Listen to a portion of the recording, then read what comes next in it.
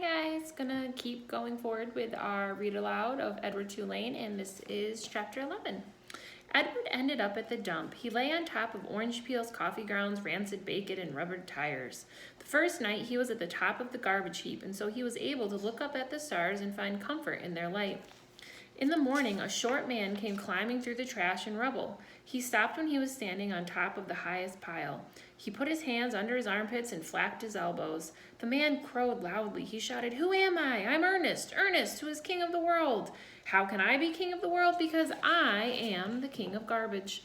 And garbages is what the world is made of. Ha, ha, ha. Therefore, I am Ernest, Ernest, who is king of the world." He crowed again. Edward was inclined to agree with Ernest's assessment of the world being made of garbage, especially after his second day at the dump when a load of trash was deposited directly on top of him. He lay there buried alive. He could not see the sky, he could not see the stars, and he could not see nothing. What kept Edward going, what gave him hope, was thinking of how he would find Lolly and exact his revenge. Remember, Lolly is Nellie's daughter, and she's the one that took him to the garbage dump. He would pick her up by the ears. He would bury her under a mountain of trash. But after almost 40 days and nights had passed, the weight and the smell of the garbage above and below him clouded Edward's thoughts. And soon he gave up thinking about revenge and gave in to despair.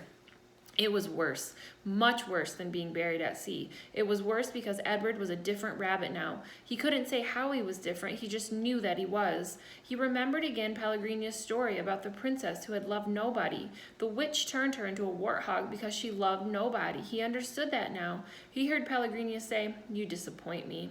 Why, he asked her, why do I disappoint you? But he knew the answer to that question too. It was because he had not loved Abilene enough, and now she was gone from him. And he would never be able to make it right, and Nellie and Lawrence were gone too. He missed them terribly. He wanted to be with them. The rabbit wondered if that was love. Day after day passed, and Edward was aware of time passing only because every morning he could hear Ernest performing his dawn ritual, cackling and crowing about being king of the world. On his 180th day at the dump, salvation arrived for Edward in a most unusual form. The garbage around him shifted, and the rabbit heard the sniffing and panting of a dog. Then came the frenzied sound of digging. The garbage shifted again, and suddenly, miraculously, the beautiful buttery light of late afternoon shone on Edward's face. And we are going to stop there for today. I want you to think about this weekend. What do you think is going to happen with this dog? What do you think the next part of Edward's journey is going to be? Have a good day, guys.